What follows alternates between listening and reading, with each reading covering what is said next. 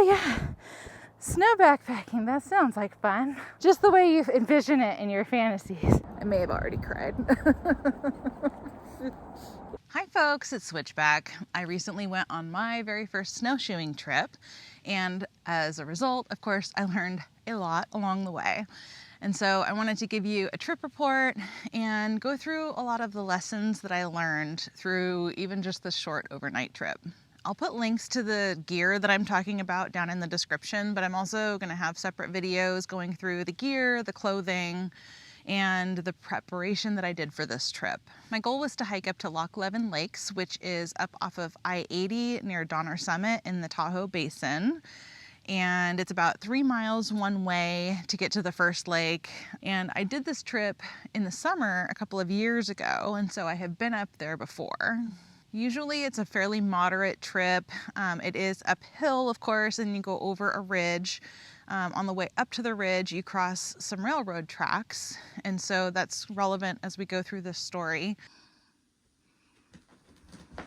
Are you here to help, baby?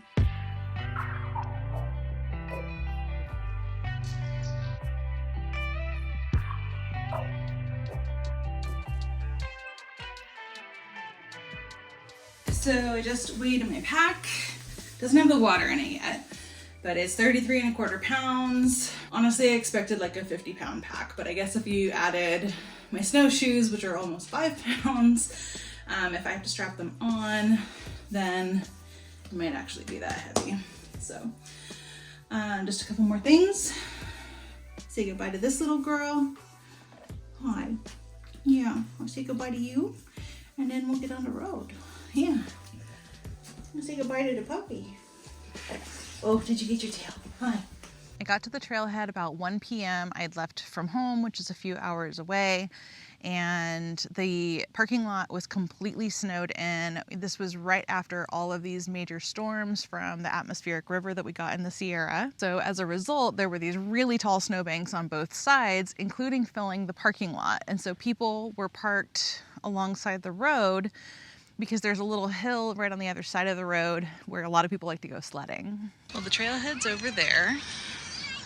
So I am looking for a safe spot to get up once I have my snowshoes on.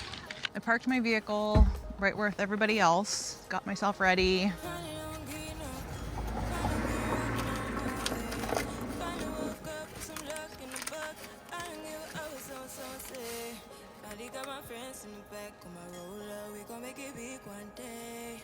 We gon' make it big, I say. We gon' make it big, just stay in the moment. Stay in the moment. Give you a moment. Give you a moment with me. Smell all the roses. Smell all the roses with me. Just give you a moment. Stay in the moment with me. You woke up from a ride. Haven't seen you smile since December. Ripped your heart, got a brand new one since you got lost in November. See it in your eyes when we leave for the night. Way too many heartbreaks still on your mind. Let the flame burn down for a while. Let the flame blur out for a while. Stay in the moment. Stay in the moment with me. Give you a moment. Give you a moment with me. Smell all the roses. Smell all the roses with me. Just give you a moment. I had already looked up and down the bank to see if maybe there was a better spot where I could go with a little bit less risk, but there really wasn't. And someone had already tracked up this one spot, and then there was some snowshoe tracks from there along the top to get to where the rest of the trail was. Okay, well, it took like 10 minutes to get up that snowbank and then put my snowshoes on. I sank down to my crotch basically in the snow, but we're ready to roll. So let's see what this venture has in store. Thankfully, I'm not the first one to snowshoe up here, so I can see that there's tracks.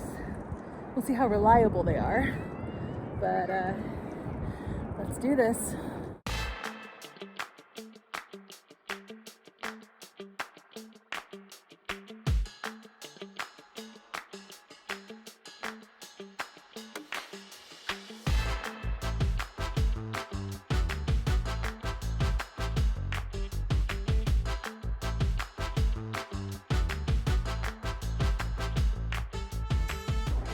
I'm super grateful for this tracked out section. We'll see how far it goes, but it is definitely more packed down and not sinking into it like I was. And I'm really grateful for my heel lifts, which you probably can't really see from there, but that's what's going to keep my Achilles from wanting to snap later.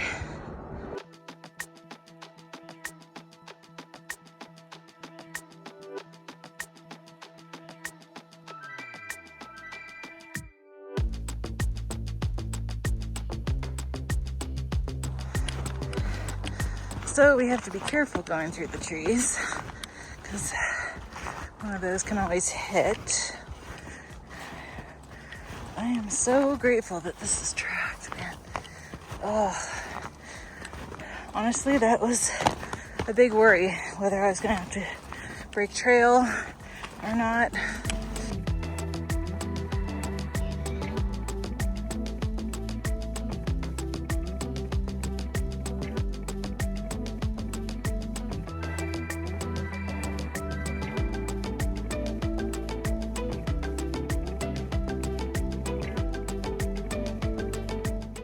Middle of climbing up this, if that tells you anything about how steep this is.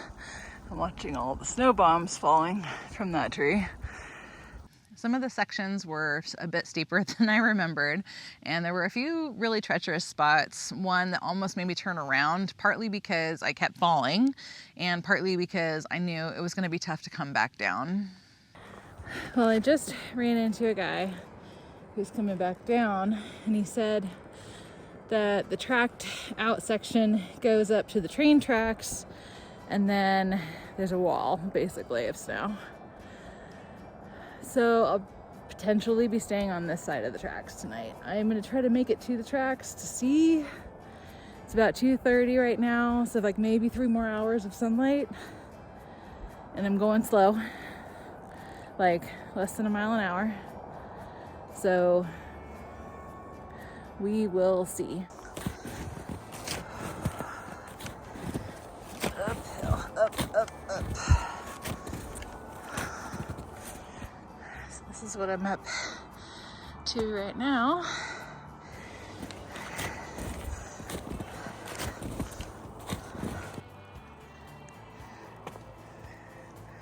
Slushy in there.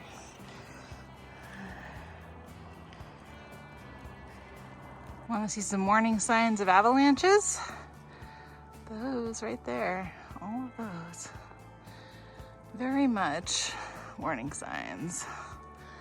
So I will keep moving. Little pinwheel right there.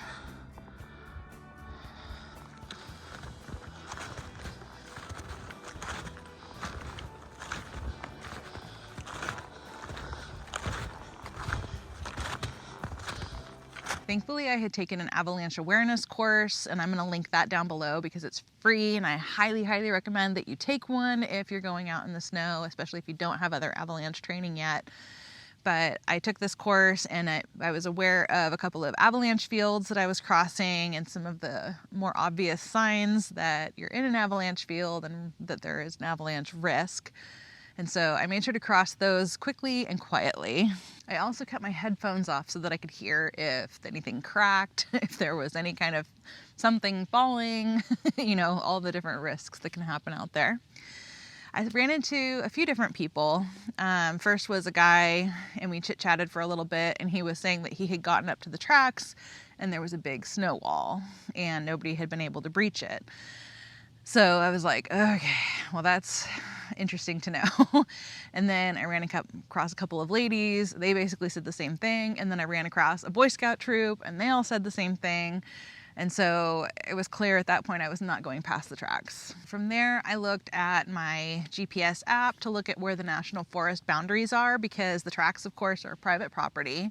And I knew that there were also other areas of private property around there. And so I wanted to make sure that I was staying on the national forest land. All right, at this point, I've accepted my fate that I'm not going to be able to cross the tracks. I can hear water down past this, like in that gully there. So debating whether I want to be closer to that or potentially come over here and camp at the top of this. As I got close to the tracks, I could hear a creek and there was a gully, and I thought about kind of trying to get down to it, but then it was like, okay, well, cold air is going to sink, so it's going to be even colder in that gully. There are more trees, which means more snow bombs, which is where snow falls off of the branches of the tree and hits you and can take out your tent or injure you even, depending on how big it is.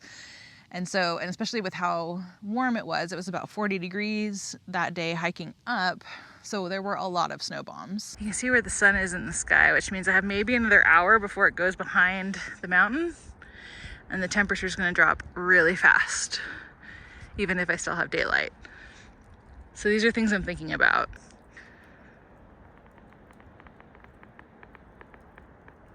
Breaking trail.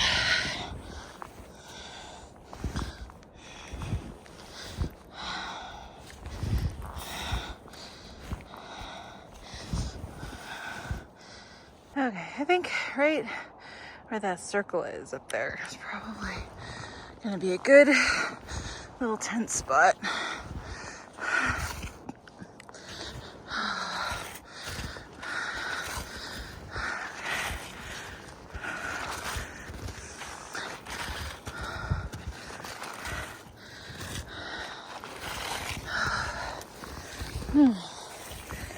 Right over here. Yeah. I have a nice view. Far enough from any trees that have snow bombs.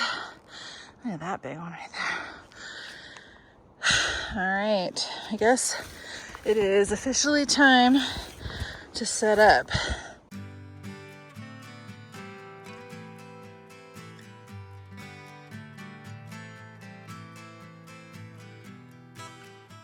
All right, well, here, let's start with, this is how I've got my backpack for the moment. It's time to track out where the tent is gonna go now.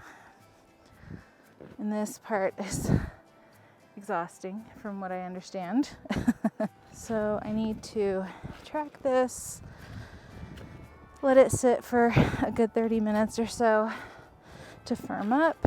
Then I can start setting up my tent. This is a good workout. It's like doing those high knees that you do, you know.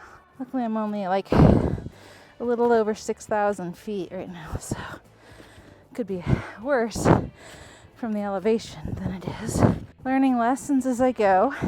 I fell into the snow a few times. Luckily these bands dry really fast, and I would recommend them, but they've changed them. So, and I haven't tried the new ones yet, so I'm not going to recommend them. Thankfully, it's not supposed to be windy, or I would not want something quite this exposed. Is that going to be big enough? Yeah, okay. So now I'm going to try to move some of this more that way. So, soft snow. Try to even it out a little. So right now it's like, I would guess like 40 degrees. It's not like that cold. I'm guessing it will drop the instant the sun goes behind the mountain over there. And I still want to get this solid before, yeah, I just need to get this solid. Because, yeah, you saw how much I was sinking in the snow. Even with my snowshoes on, it's still like knee high. So, if I were to try to set my tent up on the snow, it would be the same problem. Yeah, it's still soft. You see all those snow bombs? That's why we are not close to any tall trees right now. Or not that close anyway. All right, so it's 3:30 now, and let's see. I've got to decide where I'm going to make my kitchen. Probably like over there. So I also need to track that out. Oh, my back. Okay, so I'll go do that. And track out a path for myself that I can follow later. So one reason that I've chosen to stay over here is that this is still area that's managed by the National Forests.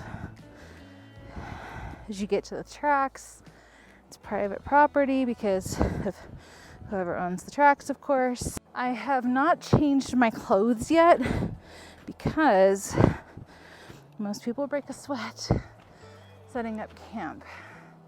And I am no exception to this. So I would rather change into my other clothes once I am done doing all this stuff. Don't even know if I'm technically supposed to stay over here, but it's probably more legal than being closer to the tracks. And I can still hear the freeway here, but not nearly as bad as I could at other spots.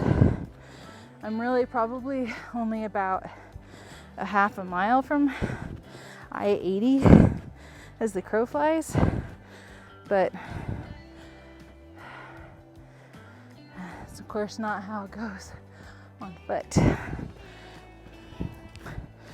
Just trying to pack all this down. So that's been 7 minutes since I stopped packing that down over there. I'm really glad I got these snow gators, man. Yeah, this would be miserable without them. I'll build a chair down there in a little bit. Cool. Get some ice on myself, that's a good idea. I wanted to keep my kitchen a good 100 or more feet away from my tent because, again, we're in bear country. This is the Sierra. Bears are certainly known out there, and I've seen them in January in Yosemite, so they're out all the time. So I thought that trail was tracked out by U.S. Forest Service, but I think it was actually the Boy Scout troop that I passed on the way up.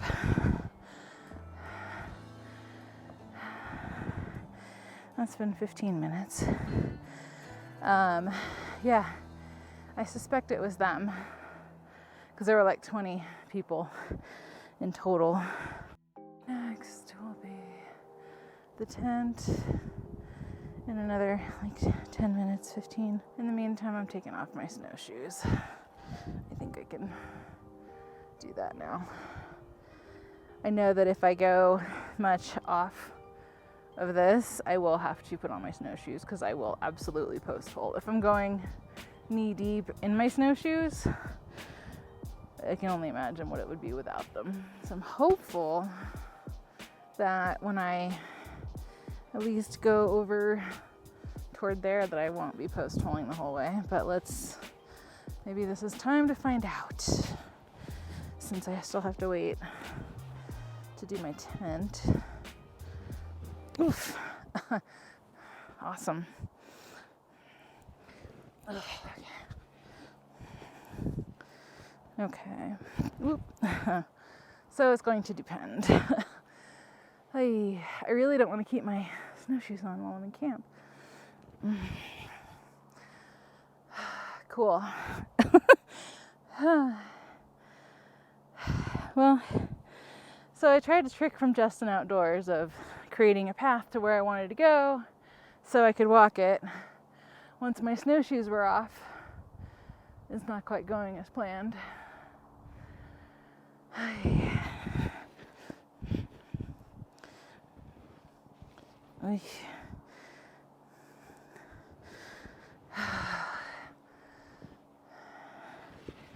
Jesus. I'm gonna probably have to keep on my gaiters even in my rain pants because they're just gonna get pushed up. Okay. That's cool. Super cool. Yeah. This was totally what I had in mind.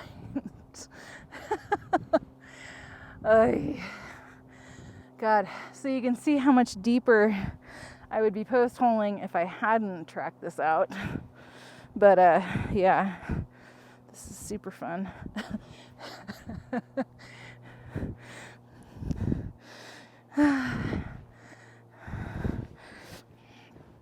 This falls into that, like, everything goes exactly according to plan. Just the way you envision it in your fantasies. When you're like, oh yeah, snow backpacking, that sounds like fun. Right after, like, feet and feet of snow, it's like super powdery. You should go. You should totally go.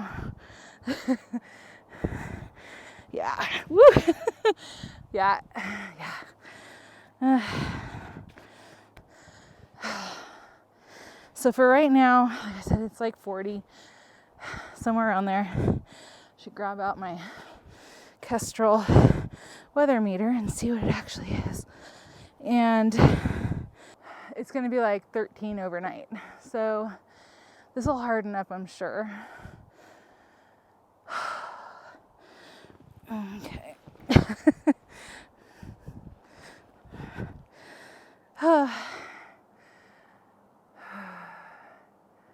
Well, I know I'm not going to be building a fire. Temp is like plummeting now that it's out of my backpack. So right now, while it's in my hand, it says around 40. I have these snow stakes, which I'm grateful I bought. I think even in this, they're not gonna hold. So I can try it. Is it further up than I thought it was? I think so. Oh no, there it is. That's where I thought it was. Yeah. So I'll hear those tonight, potentially. That's all good. Honestly, I should have called the ranger station to ask about how the track was. But sometimes lessons are learned the hard way.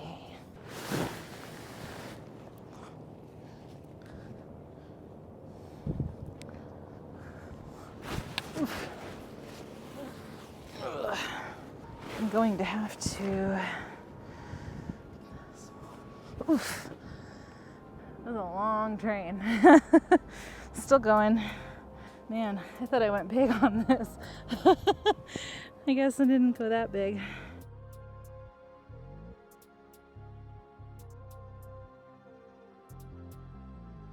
Now I gotta like fill in the hole that I created, like right where, yeah.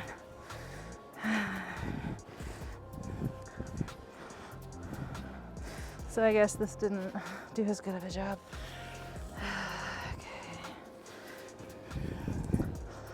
Okay.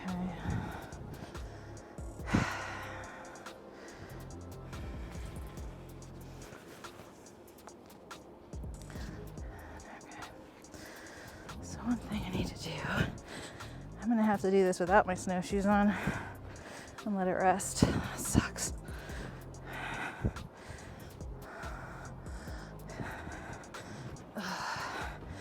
But it's the only way, because otherwise I'm gonna have exactly the problem I was trying to avoid. And I was like, this is not gonna work.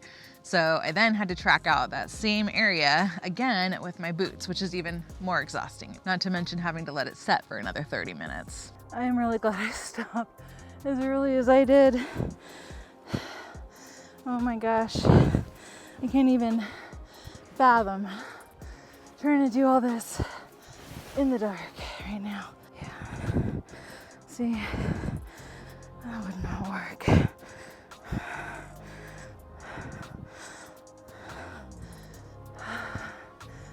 Oh.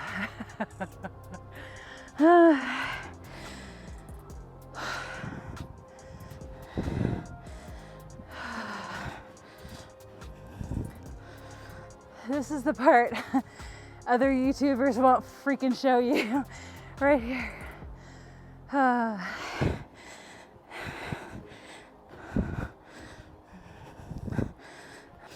yeah.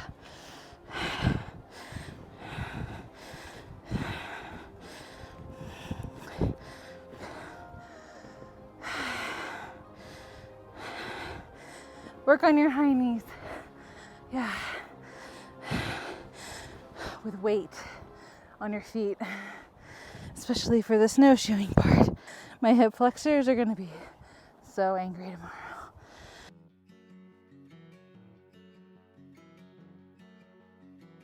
I might regret not getting a shovel with a handle, because I think that probably would make my life easier here, but I can't change it now.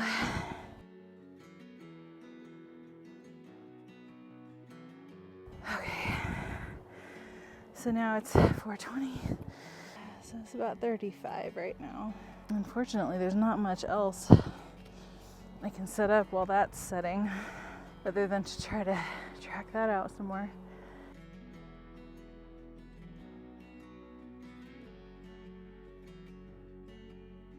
Well, I'm definitely glad I left my Crocs behind. That would have been ridiculous out here. So,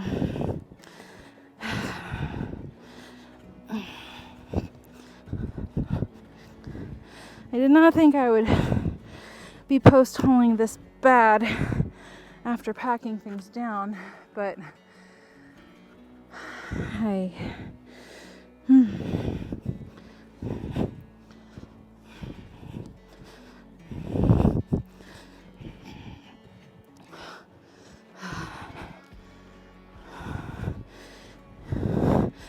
mean, seriously, come on. I think I may have to wear my goddamn snowshoes everywhere, because there's like just no way I can like, I don't have the energy to do this all the way down. Ugh. This is way too exhausting. This is gonna be way too much. I was getting super frustrated. I was starving.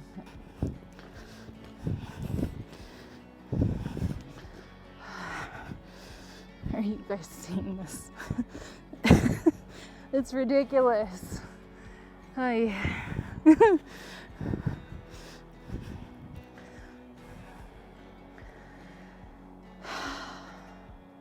gonna give this a little more time. I'm going to have a bite. I'm getting hungry.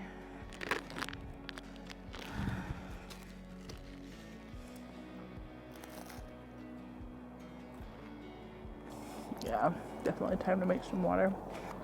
Gotta save a little bit of water for when I melt the snow. I really shouldn't be eating in camp. Yeah. Yes, this is all right next to my tent, but I started going, okay, if I'm post holing this bad, a bear is going to post hole this bad, and they're probably not going to come all the way to where I am from wherever they are, realistically, to get my food. I still kept all of my food, wrappers, smellables, etc. outside of my tent and in my bear canister, which I ended up placing down at the end of the tracked out area of that path. I knew that I needed to try to get as much done before the sun went behind the mountains as possible, because I knew that the instant it went behind those mountains, the temp was going to drop really fast. And sure enough, of course, it did.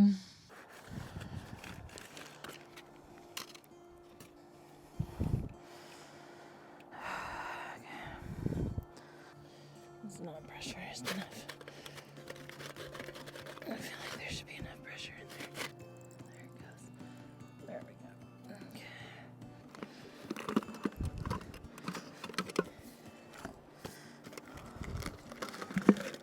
Shit, I'm gonna have to light it again. Whoa. this. Woo!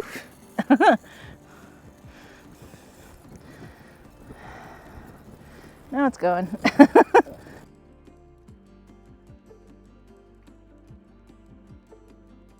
One trick when you're melting snow for water is you always want a little bit of water in the bottom. Otherwise it can scorch. Did it go out again?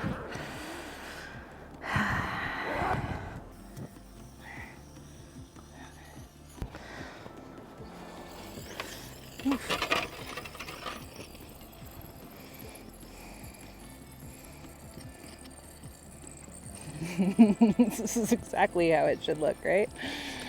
As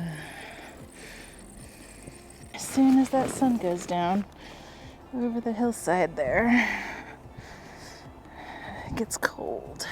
Clearly I didn't play with this enough at home.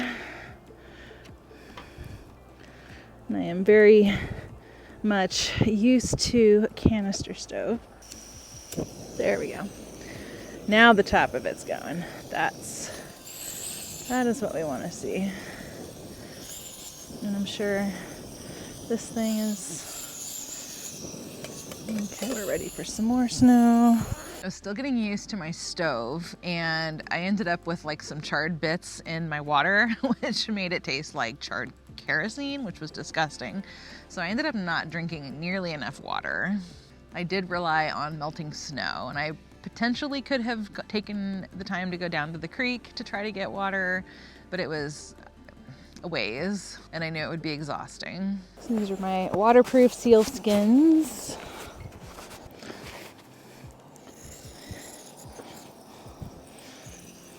Definitely cannot operate a mini Bic in these gloves. I can tell you that much already. When I was collecting snow to get water, I would scrape off the top layer to try to get underneath, because you want to try to get, you know, all the random stuff that's landed on that top layer away, and you don't want it floating in your water. Nice dry snow. Good for skiing, but oh man. It's been like 20 minutes now for this. And the temp's definitely dipping as the sun is now behind the hillside there. Curry chicken. So I added the water to my food.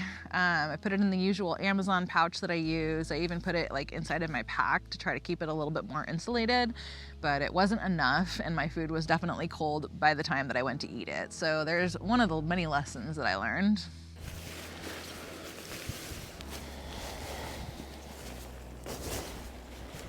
You know what I keep thinking about right now is Mountain Goat would hate this. This whole thing right now. All of it. She'd be hating it. But that's why I'm doing this and she's not. Because we just like different things sometimes. Ooh. Okay.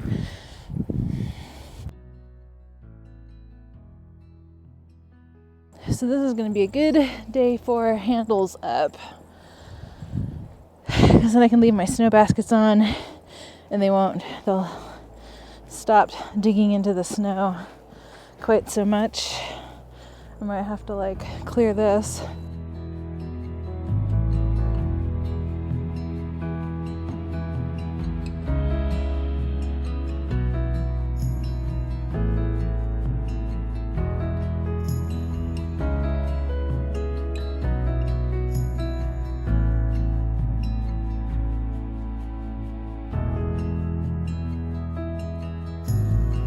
That's my view of the sunset, and you can see a train flashing.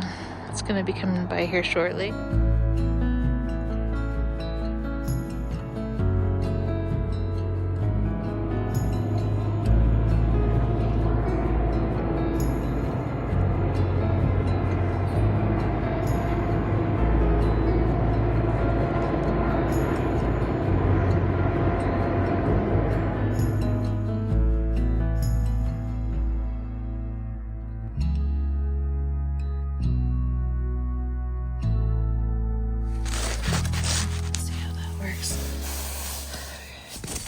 last time I checked, it was about, shit, that's not good.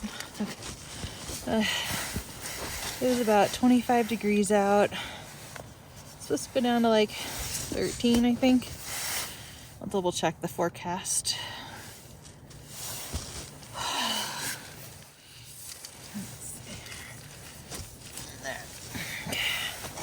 I'm learning how quickly an Nalgene bottle lid can freeze. So storing upside down, getting better with the stove. The second time around was a lot more smooth than the first, so that's good. I'll change my socks and let these ones dry out because the socks are definitely wet, but that's probably just sweat. I'll take off the rain pants. Whoa, what happened there? It's not good. Did I pull on my steak? Probably. Okay. Gotta go fix the steak now. I'm assuming. Yep, sure enough. Okay.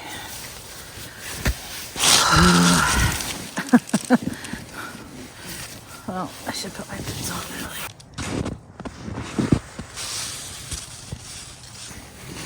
This is why I almost brought a 2-person. Because the space would have been nice, especially when I'm going to be spending some time in here.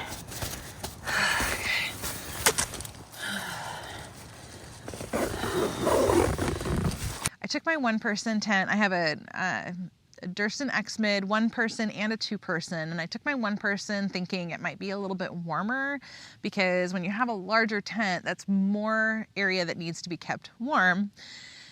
And I wish I had taken my 2-person because it was really cramped with all of my gear on, you know, heavy coat, you know, snow boots and rain pants and layers and just all of this.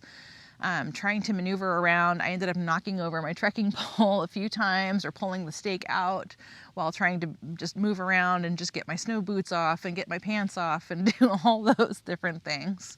So it was really frustrating and really exhausting when I was already exhausted.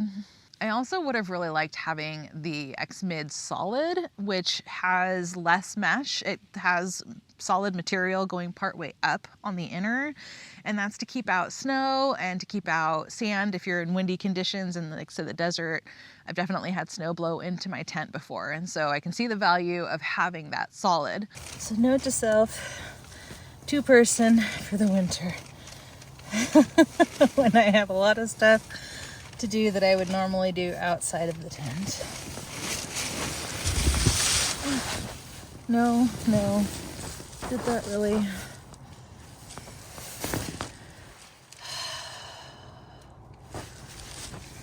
Yep. How many times are we gonna play this game? Let's see, been a dead man. Okay, I think it's official that sitting in that angle is not working well for me. Yeah, this is exhausting.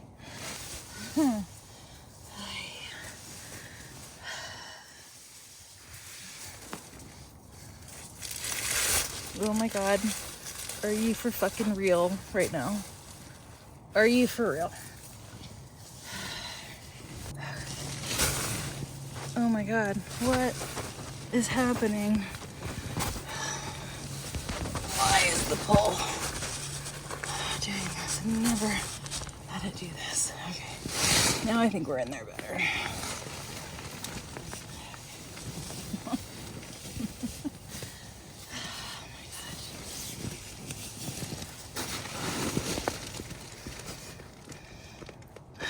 Tent lights were a nice idea. I don't think they work for this tent.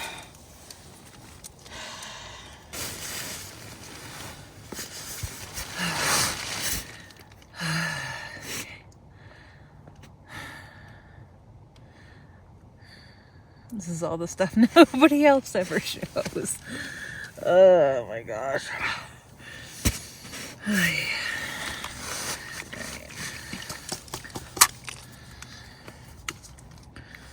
Oh, and this spilled earlier. That was fun. Okay. I really hope that's the end of the hijinks for the night. The upside of not having had much water was I only had to get up to pee one time overnight, but a pee jar definitely would have been really nice. I had my pee style, which was awesome, so I did not have to drop trow in deep snow when it was, you know, less than 20 degrees out overnight, so that was good. It was a little overcast, not as clear as I would have liked, because one of the things I love when I'm backpacking is the stars, but you know, like, all things considered, I would certainly take the weather that I had. Normally when I get up at night, I have my booties on that I sleep with when it's cold, and then I put booty covers over them, but with how badly I had been post-holing, I didn't want to risk it, and so I had to take off my booties when I got up to go pee and put on my snow boots. Because I had set up near the tracks, of course, I heard the trains going periodically all night, and they had like those nice long trains that we've all seen. So it was just kind of cool though to listen to it. It wasn't bothering me necessarily, but it did wake me up each time. And I never sleep well on the first night of a backpacking trip anyway. I put all of my electronics, my wet socks, because they were wet. I don't know if it's from snow or from sweat, but they were wet. And a Nalgene of hot water inside of the footbox of my quilt. And I'd had concerns before about using a Nalgene with boiling water in it, but I will say that it was safer than I thought it would be. I was prepared to put it inside of a sock, but my one experience, so take this with a grain of salt, it did not burn me. It did not, it did leak because I was scared to leak it or to screw the lid on all the way. So when I very first had it inside of my tent, it leaked and I was like, so I had to dry that up and then screw it on better. But from there, it did not leak. Part of the reason that I didn't want to screw on that lid as hard as I did was because it was freezing really easily if it was upright. And I understand that the lid can get difficult to take off as that water cools. And of course, it's contracting a little bit. And so it can be stuck. The lid can get stuck. Normally, I also take an inflatable body pillow, and for the sake of warmth, I decided to try taking a smaller pillow. So I basically have 2 inflatable pillows, and so I took the second one of those, tried to put it inside of my puffy, but it kept falling out of that. It worked okay, enough.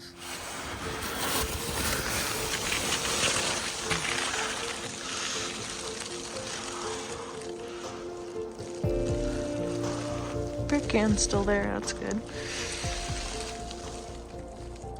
Good morning from camp. I'm still in bed, obviously. It was 18 degrees inside the tent this morning and 15 outside. There was some wind for a minute, but it seems like it's gone now. It wasn't too bad. I never sleep well the first night of a backpacking trip anyway, so that was no surprise. Come morning time, it was 18 degrees inside of my tent and 14 degrees outside of my tent, but it got as low as 10 degrees over the course of the morning. My boots were, of course, frozen over, which I had expected. Everything was frosty, including the inside and outside of my tent. It's really weird how slushy the door of this thing feels. I'm unsure if I'm gonna hike out in my sleep clothes or not tonight or today. We'll see. Toes are already cold. Awesome. I gotta get some circulation in my toes here. No frostbite for me, thanks. In camp that next morning, I really should have changed my socks back to my boot socks, which were now dry from being in the footbox of my quilt. I was wearing thinner socks and my feet got really cold when I was not moving, to the point where my toes were like numb and then stinging as I started moving around again, but I knew I needed to get that circulation. It was concerning me how much they were stinging, but thankfully everything's okay. But I really should have put my boot socks back on, which were thicker than the other socks that I had. I wish I had brought with me some toe warmers. I've used these as a cyclist, especially in the wintertime. They're really nice to have. I really would have liked to have had those, especially in camp. I wonder how wet everything is going to be when I get home from the frost overnight.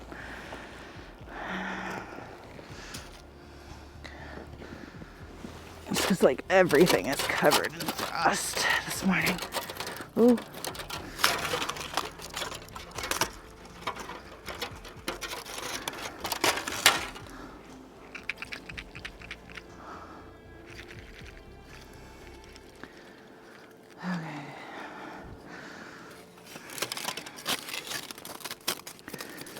That's not good. That's not pumping.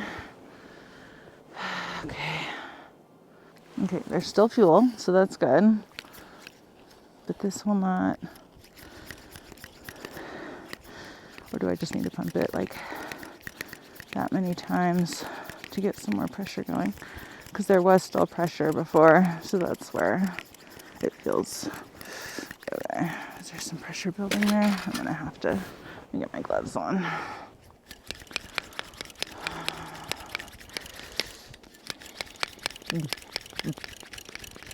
There we go. Now we're building a little pressure. That was a little scary for me. But I think with the temperature drop and I let it go for a while last night without pumping it, it makes sense. Go get some snow that's not the very top crust layer here. Particulate. Nice. I would guess from this thing.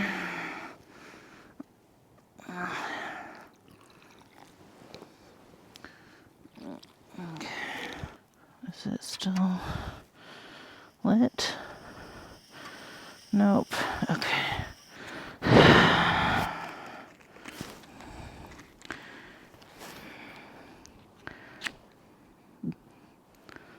Really? There we go. Oh, that's awesome. That's exactly what I want to see.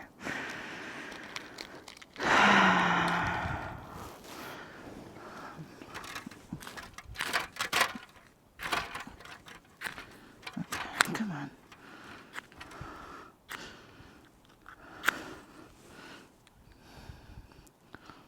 Oh, come on.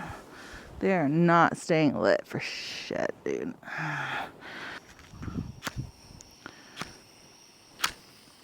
There we go. Okay. I don't think I have a ton of gas left. I'm still learning how much I really need for this stove, of course, because this is new to me. It was probably like a third full. And this is an overnight where I'm melting snow for water, which goes through, of course, a lot of fuel. I'm hoping I can have coffee. I'm hoping I can have a hot breakfast. I may have to decide between the two.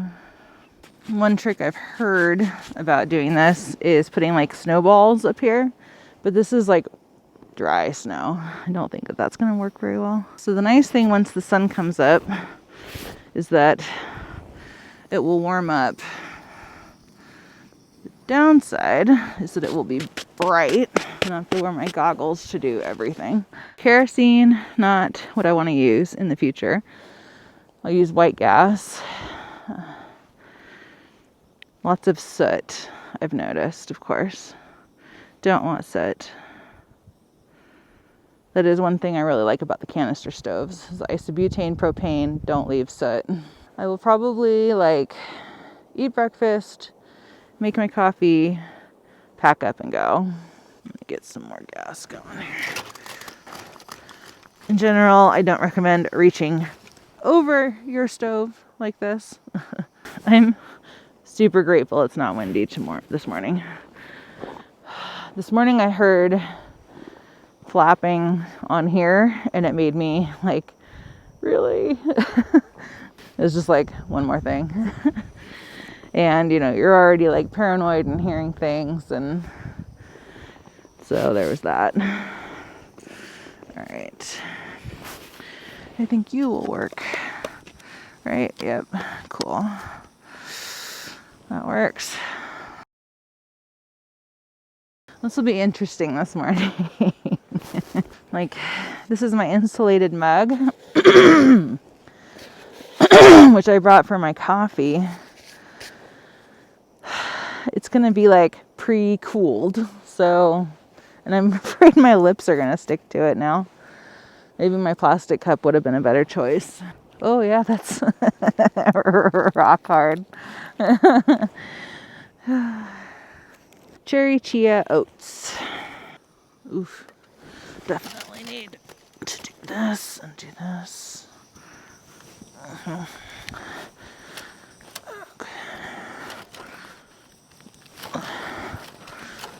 Uh-oh. I think that will be the last of what I get. I ran out of fuel trying to boil water.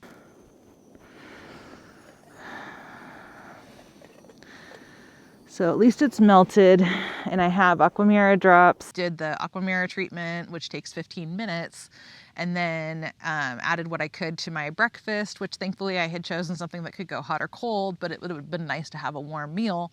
And I just decided to skip on the coffee until I got back to the car. This is where I will sit for breakfast this morning.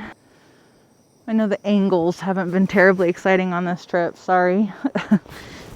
But it's harder with gloves. I'm still learning how to do the snow thing. While my food rehydrated, I started to pack up camp.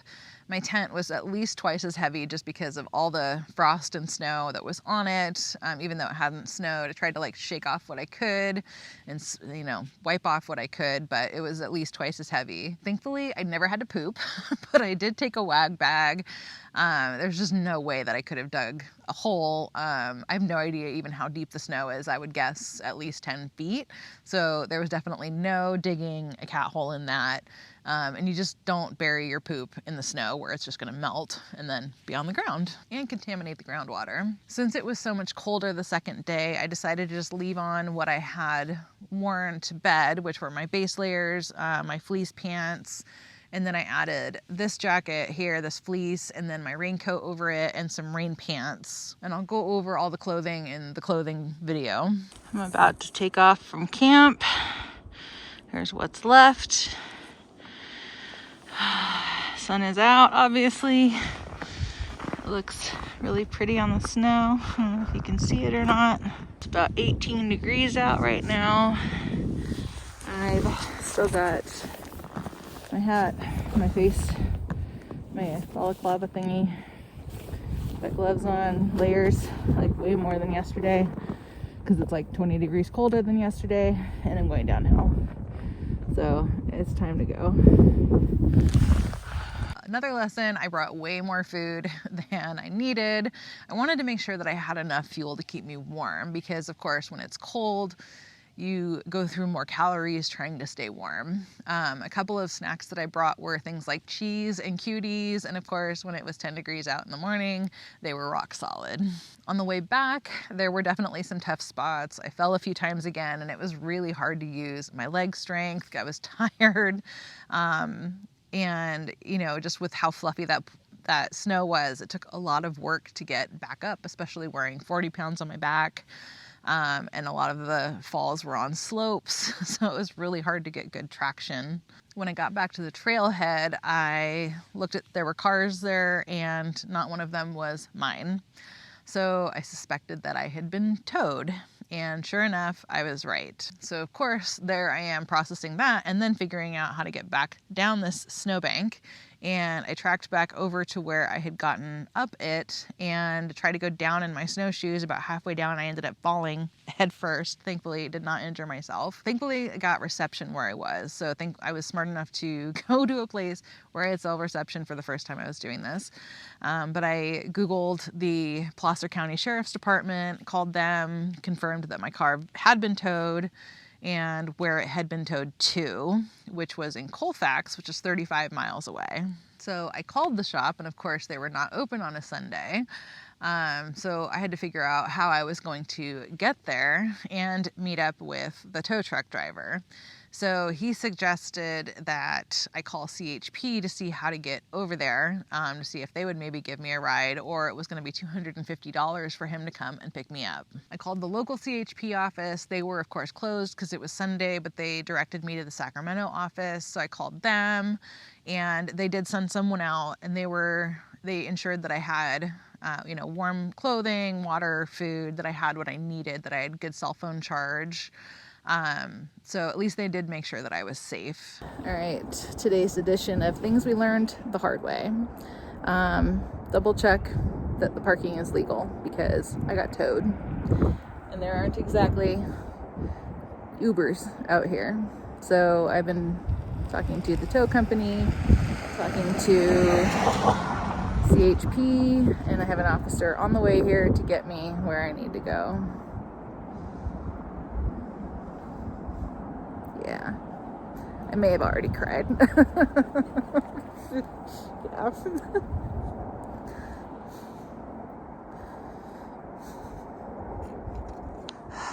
A little irked about being towed, considering this is literally how everyone is parked. I was over by that second orange post on the right there. Not on the right side of the road, the left side of the road, but yeah.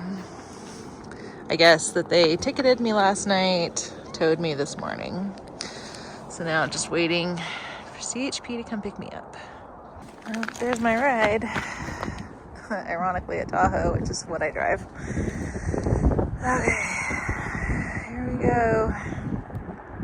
The officer came and picked me up, had me in the back seat, and as we were driving to Colfax, there was a major 4-car pileup in a narrow section of I-80, so we ended up having to take back roads to get to the tow yard. The accident was like almost completely blocking the freeway, and they were, I could hear all of this going on the radio. Thankfully, I wasn't driving at that time because that would have been right where I was had my car been there.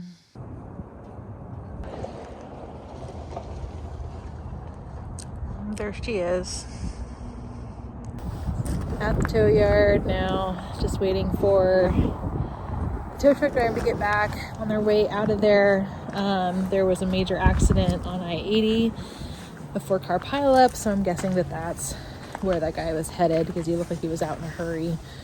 It was blocking the lanes and they wanted to shut it down the highway, and thankfully we were able to bypass it, and thankfully we weren't part of it. So the tow truck driver had just gotten back with someone else's vehicle and immediately ran off in another truck to go get one of the vehicles from that accident, which I understood because it's a big accident blocking I-80. So just hanging out. Had a snack, drinking my water that tastes like charred kerosene, and looking forward to going over to the market down the way here to get some water and a Red Bull, or maybe 6 because I haven't had coffee yet. I waited around for about an hour for him to come back. He came back with 2 vehicles from the accident, got my car $800 later, and made it home. When I was getting ready for this trip, I considered having a fire. I even asked in a winter backpacking Facebook group about how to build a fire out in the deep snow like that. And I ended up not having one. And I don't even know where I would have done one because of how fluffy and deep that snow was. And also because there was no way to get down wood. There was no way to safely approach any trees. The snow had just fallen, so any downed wood was buried. It would have been really impossible. So for the bottom line, would I do this again? Probably, but not soon, and not in such fresh, deep snow. And I would go for a flatter area than where I went, and I would like to try it with a pulk sled so that I don't have to put everything on my back. It would not have been feasible on this particular trip, but on something more flat, a pulk sled would be nice. So I know I made a lot of mistakes on this trip, and if you have any suggestions that can help others, I'd love to see them down in the description and that can help me for having a better trip next time. There's so much to learn, and we learn all the time along the way. I am definitely still learning, as you can see in this video. So I hope that you got some value, and be sure to like, subscribe, and I will look forward to seeing you next time. Thank you so much for watching. Bye.